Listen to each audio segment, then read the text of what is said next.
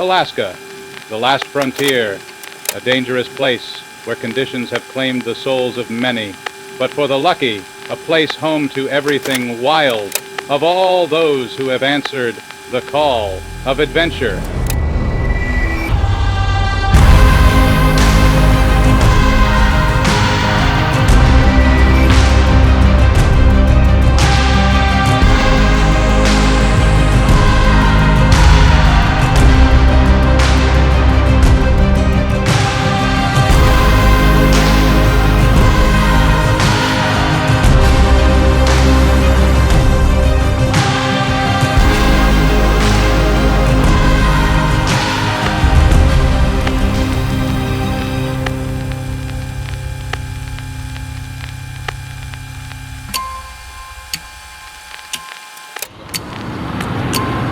Flew into Anchorage yesterday.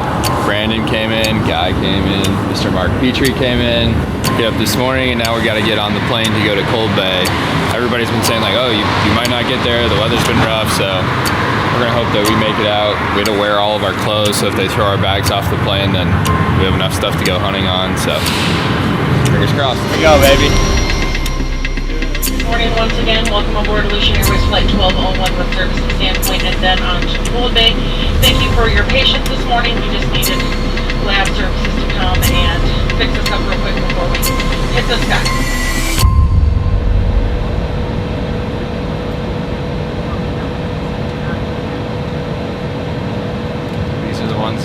These are the trips that you definitely remember. Yeah, I mean, you go through a lot. Yeah. And it's just stuff that is so untouched. What? We're doing our BTS video. Behind the scenes. Your breath stinks, dude. Huh? Your breath stinks. Does it? Yeah, it smells horrible. Didn't brush my teeth this morning. Alright. Colin didn't brush his teeth. We're on the airplane. I can't even see him. Oh. I'm right here. Oh, God. I'm an amateur. Cold Bay. I'm excited. 2024. For a camera guy, this is like a dream trip. I'm just going to have a blast the whole time. Volcanoes, mountains, sea ducks. Colin, could do without him. But other than that, we're going to have a good time. Ladies and gentlemen, on behalf of Aleutian, I'd like to welcome you to Cold Bay. Please remain seated with your seatbelt securely fastened.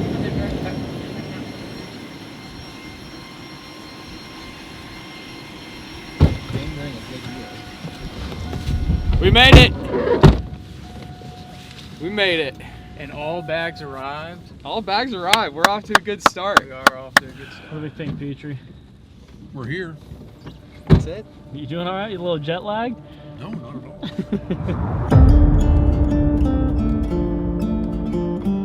So many folks have heard about the importance of the prairie pothole region in Canada, North Dakota, South Dakota, and that's a story that's been told over and over and over again. But you know, something that's been a little skipped has been Alaska.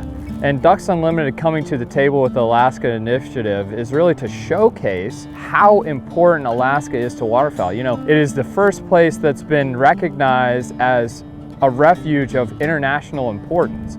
And that's something that's incredible because it benefits so many ecosystems, not just Alaska.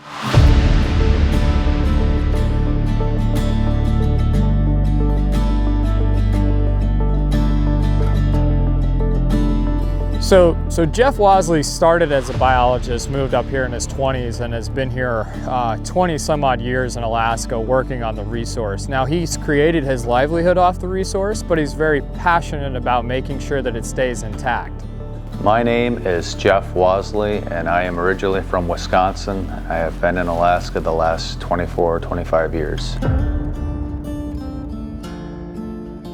Cold Bay is a unique small community, as it was not a village to start with. It was started as a military base. It's a very small, tight-knit community that definitely takes care of the surrounding areas. I think the main thing about waterfowl and waterfowl migration that excites me is just you get these new birds coming in. You don't know how long they've been flying or where they're from, and You just never know with waterfowling. You think you got it figured out, and you get surprised here and there. And those pleasant surprises are really make it fun.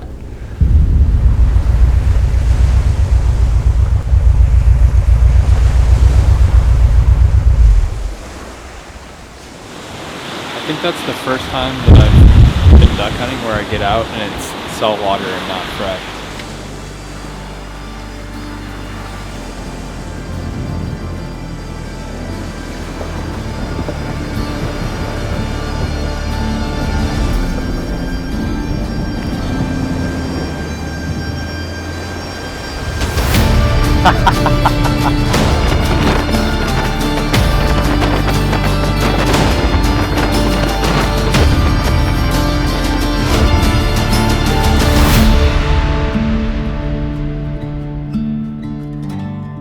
Eisenbeck is special to me because I think of the uniqueness of it and its absolutely incredible abundance of wildlife. It's one of one. There's no other Eisenbeck. If it gets screwed up, the entire world population of black Brant depends on it. We already have it good. Let's keep it good. It's worth fighting for. It's worth protecting.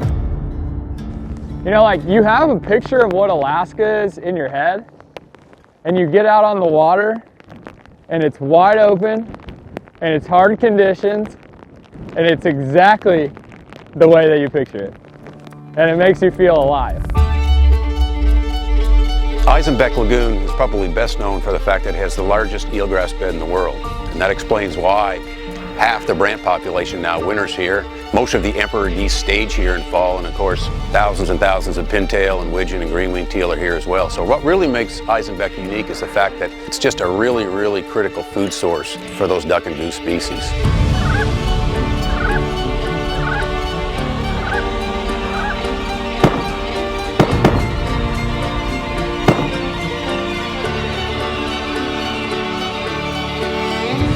Waterfowlers are traditionally very welcoming of hard conditions. But I'll say tough conditions in Alaska is a whole nother level. Pouring, blowing 50, 60 miles an hour. You get out there and you get salt spray in your eyes and wind burn on your face, and you suck it up and enjoy every moment of it because it adds to the experience. It was just something cool to add on to the mystique of this trip of coming to Alaska and having such a memorable moment with all the guys that I really enjoy being around sitting there.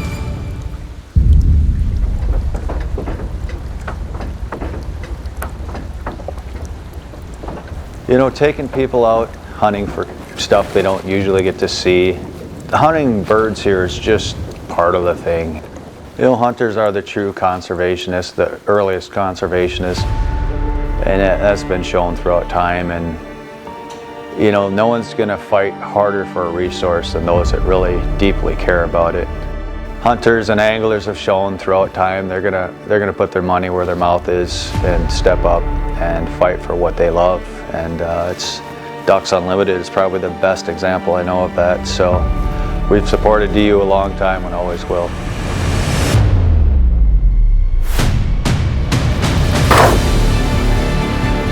Here comes some Brant. Watch these two coming on the left. There's a whole string coming on the left. Got your bird. Ready? Good shot.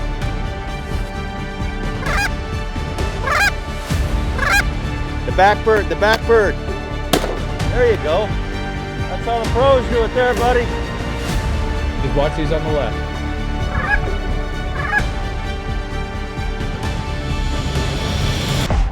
Watch these three, Mike.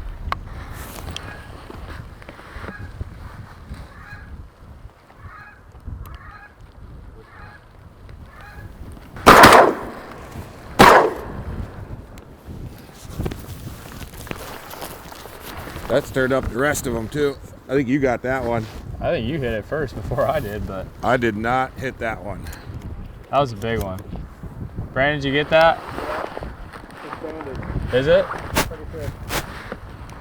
I'm pretty sure you got that one. banded. It's got a big old. Yeah, baby! Let's go! I'm pretty sure you got that one.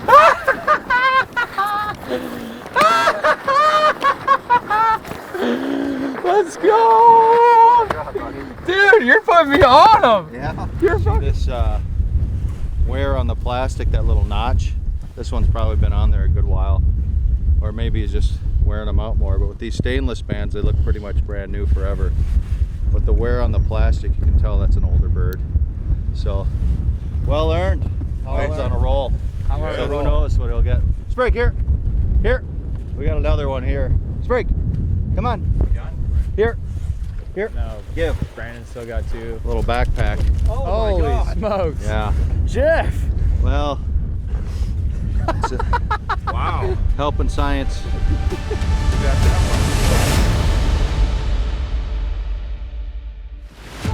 On this hunt, we were fortunate to harvest a couple banded Brant. And it kind of changed my perspective on the whole band thing, because hunters often find those as trophies, but they're really a vehicle to conservation. Ultimately, at the end of the day, they serve a purpose. And that purpose is showcased the best here in Alaska, where this helps us determine how to be successful in the future. We know how the Brant kind of work, we know the wind, we know how close they're gonna get. We've kind of seen the layout before, so today we're gonna go for getting them right over the decoys, making good television. So when we're hunting Brant on the lagoon, there's a few strategies that we use. When we're hunting shore base, we typically want to hunt a rising tide. The tide comes up, moves the Brant off all the vast eelgrass flats, and then they're going to come towards shore where we're set up. Nice and windy, but feels good.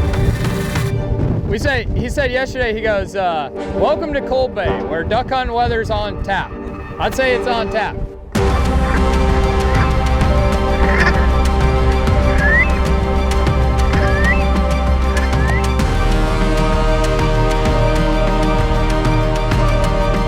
Going large.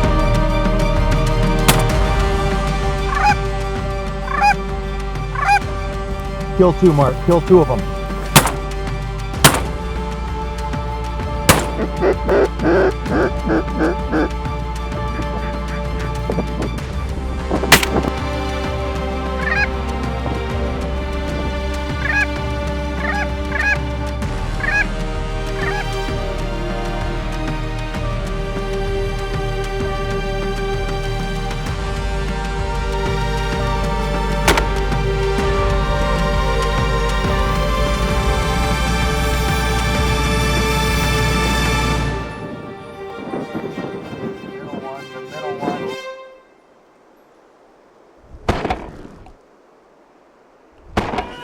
Yeah, baby! Yeah! Let's go!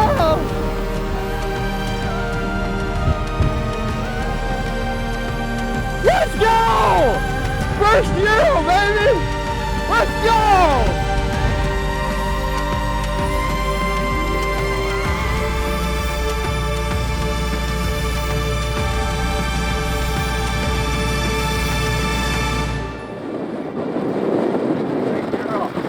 Thank you, man. That was awesome. I picked that thing out perfect, Yeah. too. Heck yeah. Holy smokes. Let's get some more. Killed some Brant, killed my first Euro. Pure happiness, baby. Pure happiness.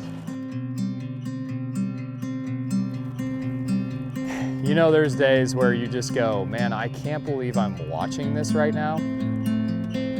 And that's when what I experienced when I was sitting on that beach with the guys and saying, I'm not sure there's a way to explain what just happened.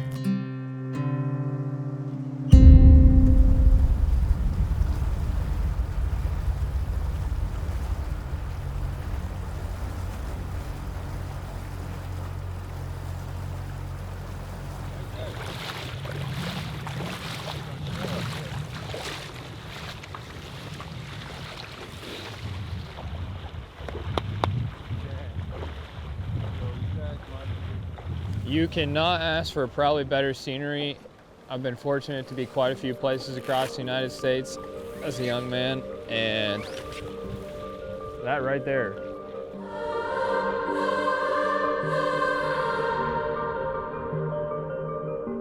Harlequins are unique. They nest in mountain streams, so they're a tough duck, right? They're growing up in fast whitewater streams as a duckling, fishing on the bottom for invertebrates.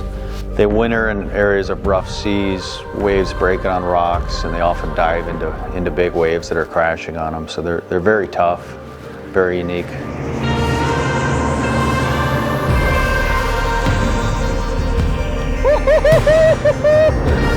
Where's Harley? Man, those things are beautiful. Oh my goodness.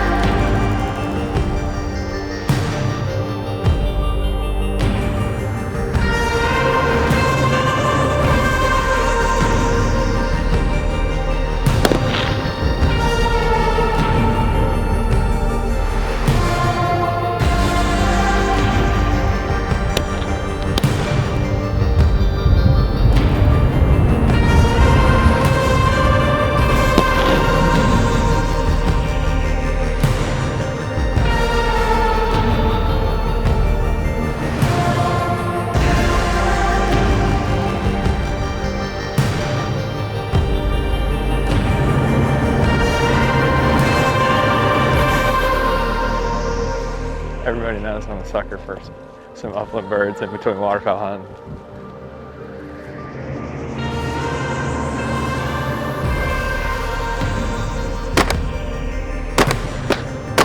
There we go.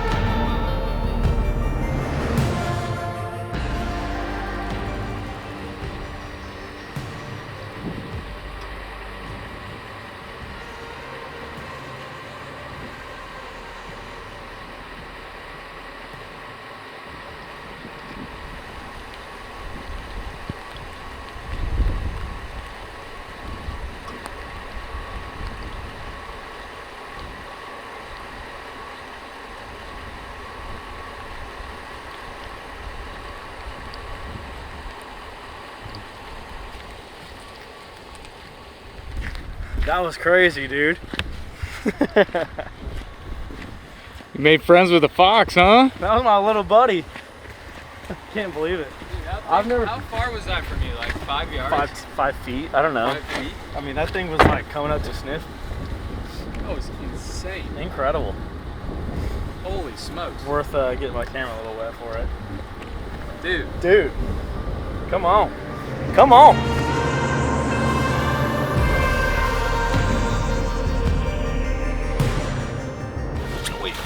Probably won't do all the ducks. Try to get hunting a little quicker here. Put a long line of cacklers, a couple long lines of ducks, and maybe throw a few of these teal right out here. I don't know much about Brant hunting, but a little bit more about duck hunting. I feel a little bit more like, oh, okay, this is what we're doing. Brant hunting, Harlequin hunting, I'm like, ah.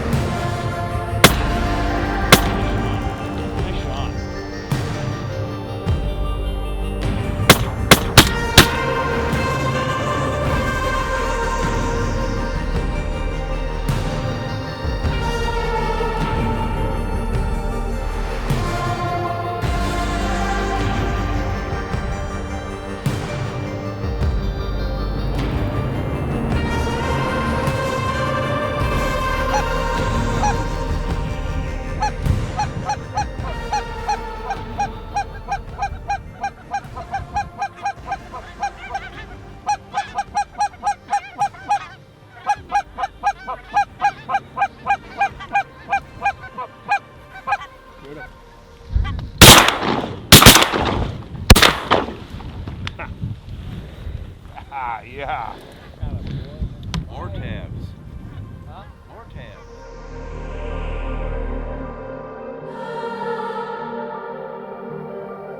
They wanted us to write a book about it, and it just fell in my lap. And the guy just wanted a decoy book. You know, you guys are familiar with those. And we thought, well, hey, instead of just a decoy book, let's tell the story of the Canada goose through your decoy collection. So that's what we did. So we talked about not only his decoy collection, but the history of hunting Canada geese, the history of Canada goose management. So we turned it into something that we thought might be a little more interesting you know, to the goose hunter, not just the goose decoy collector.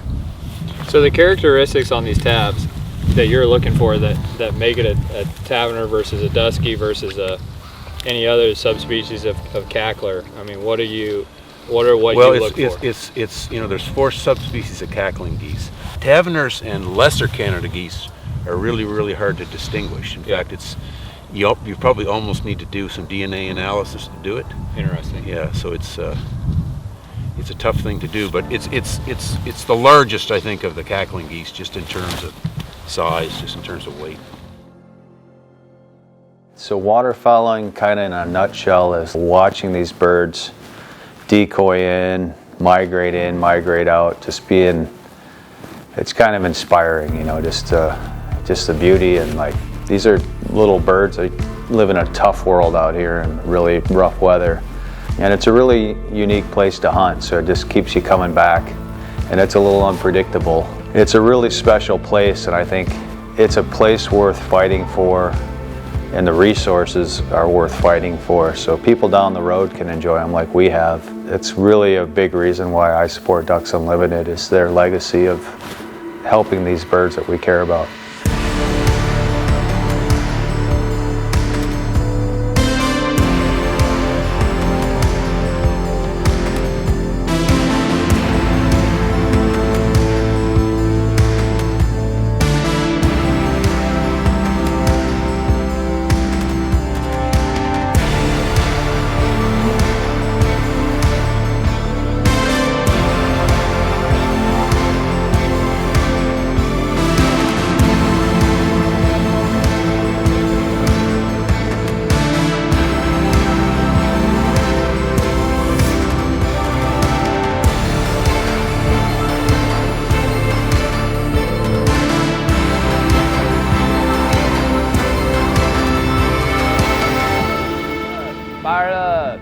Fire it up.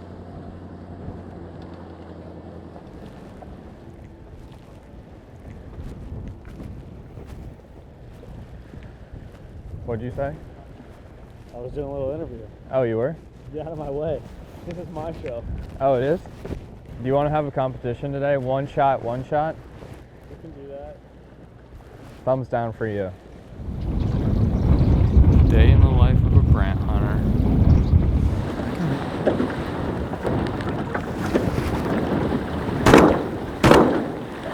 What? Bro! What? Squared up! Come on, go! Behind. Ouch.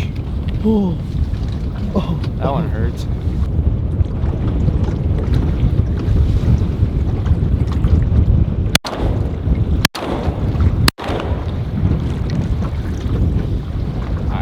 I like.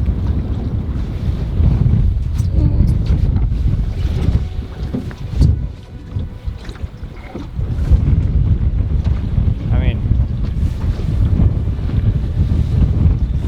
your turn.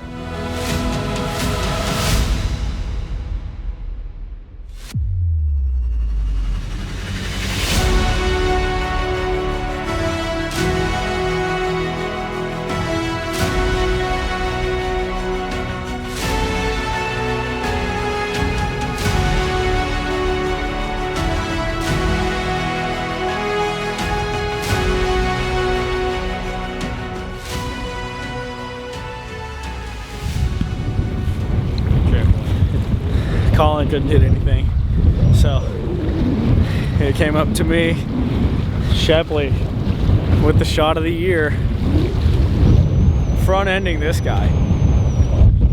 Just good stuff. He's all pissed off, but it's good because he gets to leave Cold Bay knowing that I shot his last 2 birds. Good shoot. Pretty bird, bro. No, leave it.